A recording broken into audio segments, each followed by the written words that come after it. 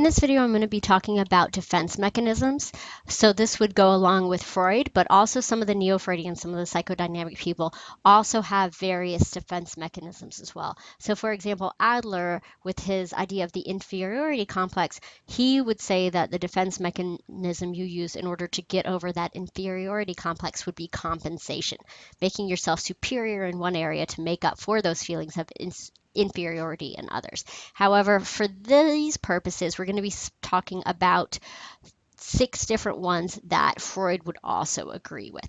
So defense mechanisms in general, in that psychoanalytic theory, the Freudian perspective, defense mechanisms are the ego's protective methods of reducing anxiety by unconsciously distorting reality. So it helps reduce feelings of anxiety by modifying, changing, ignoring, whatever, doing something to what are considered to be negative or not allowable impulses.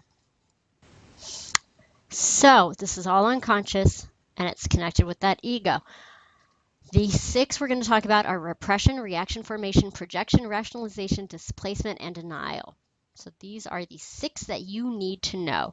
Repression is when you are going to banish from conscious thoughts or from consciousness the thoughts, the feelings, the memories, whatever it is that is causing the anxiety. So you are going to put it in your unconscious. You're going to remove it from your consciousness, whatever it is that is causing anxiety. So for example, the idea of repressed memories. The memory is causing you to be stressed, and so you are going to put it in your unconscious.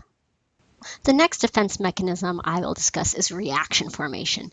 And in reaction formation, this is when you switch the unacceptable impulse to the opposite.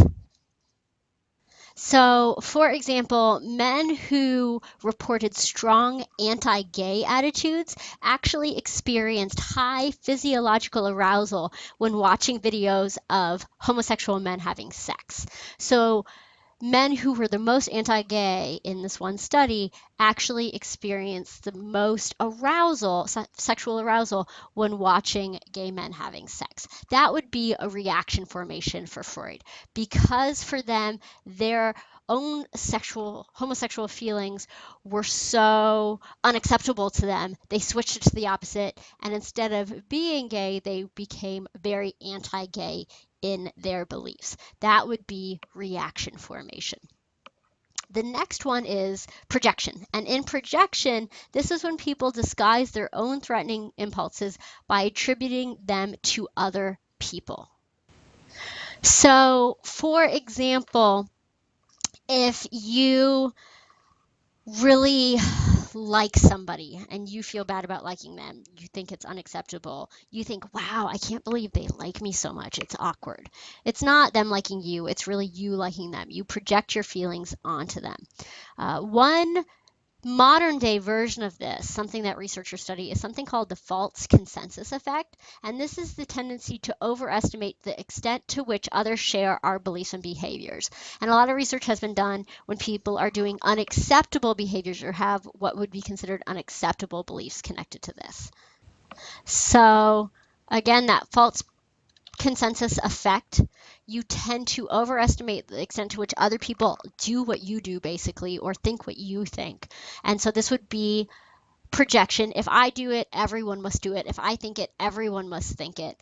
For example, if you are a binge drinker, you tend to think more people binge drink than actually do. If you tend to speed a lot, you think everyone speeds. It's not a big deal. I'm not the only one that always goes 20 over. Actually, you probably are. You just tend to overestimate how much other people do these unacceptable things as well.